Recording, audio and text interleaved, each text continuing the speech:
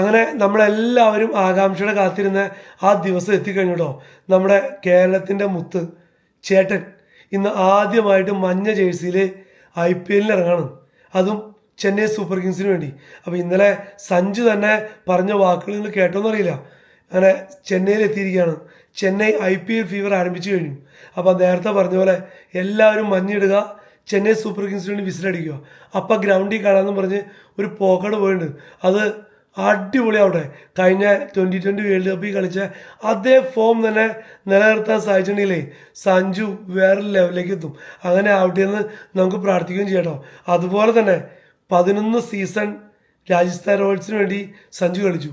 ഇന്ന് Chennai super കിങ്സിൻ്റെ jersey നമ്പറും 11. ഇന്ന് ചെന്നൈ സൂപ്പർ കിങ്സ് രാജസ്ഥാൻ റോയൽസിന് കളിക്കാൻ പോകുമ്പോൾ സഞ്ജുവിനെ സംബന്ധിച്ചിടത്തോളം കഴിഞ്ഞ സീസണിലൊക്കെ രാജസ്ഥാൻ റോയൽസിൻ്റെ ക്യാപ്റ്റനായിരുന്നു.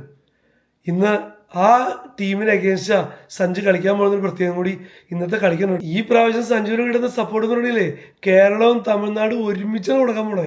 അങ്ങനെയാണെങ്കിലേ ഈ പ്രാവശ്യത്തെ കപ്പും CSK തന്നെ തൂക്കുമായിരിക്കും. അതും കൂടി ആയിക്കഴിഞ്ഞാൽ സംഭവം അടിപൊളിയായി. പക്ഷേ എൻ്റെ ഇഷ്ടപ്പെട്ട ടീം RCB ആണോ. പിന്നെ നമ്മുടെ ചെക്കൻ CSKയിലേക്ക് പോയപ്പോൾ നമ്മൾ സപ്പോർട്ട് കൊടുക്കണമല്ലോ.